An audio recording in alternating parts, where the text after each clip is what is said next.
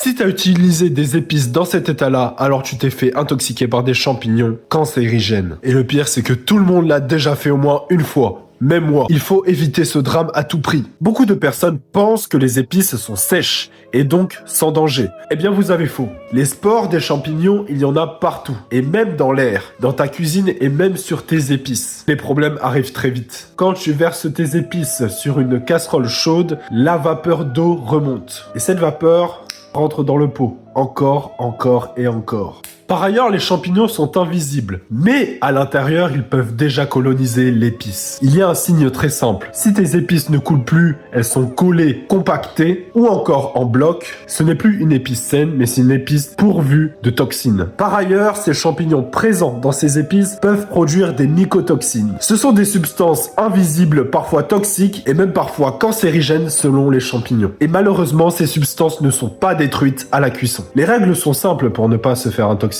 1. Garde des épices pendant 3 à 6 mois maximum. 2. Verse-les dans ta main ou dans une cuillère, jamais directement au-dessus de la vapeur. Et 3. Au moindre doute, tu jettes. Si tu peux voir qu'il y a des épices qui sont compactées, qui ne sont pas aussi fluides qu'avant, tu jettes. Ton corps te remerciera plus tard. Abonne-toi pour éviter de te faire bêtement intoxiquer.